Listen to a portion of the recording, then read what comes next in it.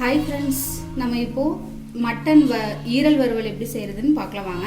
First நம்ம ஈரல் வாங்கிட்டு ஒரு 1/4 கிலோ ஈரல் இது சின்ன சின்னதாக கட் பண்ணி வச்சுக்கோங்க. கழுவிட்டு சின்ன சின்னதாக கட் பண்ணி வச்சுக்கோங்க. ஒரு பேன் வச்சுட்டு தேவையான அளவு எண்ணெய் சேர்த்துக்கோங்க. கடலை எண்ணெய் சேர்த்துக்கிறேன்.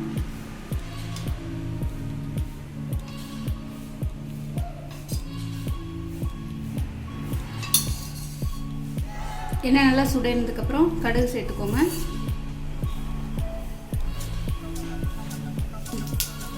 கடுகு நல்லா பொரிஞ்சதுக்கப்புறம் சின்ன வெங்காயம் ஒரு 10 வெங்காயம், தக்காளி ஒரு 1/2 தக்காளி கட் பண்ணி வச்சுருக்கேன், அதை சேர்த்துக்கோங்க.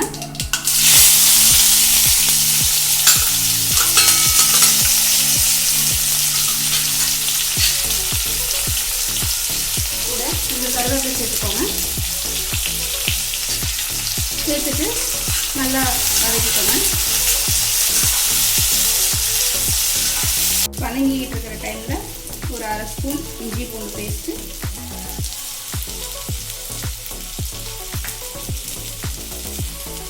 தேவையான அளவு உப்பு சேர்த்துக்கோங்க. சேர்த்துட்டு நல்லா வதக்கிக்கோங்க.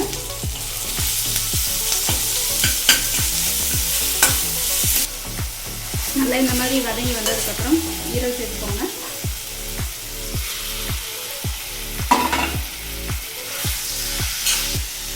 ஈரல் சேர்த்துட்டு நல்லா வதக்கிக்கோங்க. அது அப்படியே கலர் சேஞ்ச் ஆகும், நல்லா பாருங்கள்.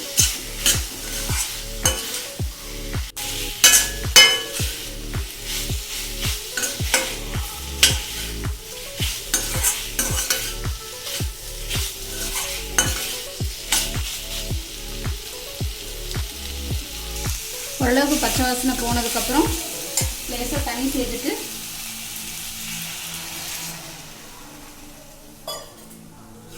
கொஞ்சம் கொதிக்க விடுங்க. நல்லா கொதி வந்ததுக்கப்புறம் மஞ்சள் தூள் போட்டுக்கோங்க. கொஞ்சம் நிறையாவே சேர்த்துக்கோங்க, ஏன்னா அந்த வாசனை போடுறதுக்காக. அதுக்கப்புறம் 1 ஸ்பூன் மட்டன் மசாலா, 2 ஸ்பூன் கறி மசாலா தூள் போட்டுக்கோங்க. காரத்துக்கு ஏற்ப வரமிளகாய் போட்டுக்கோங்க.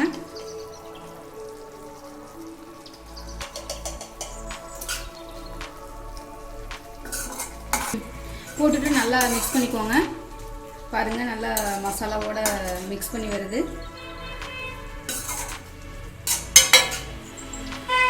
ஈரல் கொஞ்சம் சீக்கிரம் வெந்துடுங்க. ஸோ அதனால் நல்லா கொஞ்சம் தண்ணி சேர்த்தா போதும். நம்ம சிம்லேயே நல்லா வேக வச்சாச்சு, நல்லா வெந்துருச்சு. இந்த டைமில் நம்ம காரத்துக்கு ஏற்ப கொஞ்சம் மிளகுத்தூள் சேர்த்துக்கோங்க. அப்புறம் கொத்தமல்லி இலை தூவி விட்டு நல்லா கிளறிக்கோங்க. பாருங்கள், நல்லா வெந்து வந்திருக்கு. இப்போ நம்ம செம டேஸ்டியான மட்டன் ஈரல் வறுவல் ரெடி.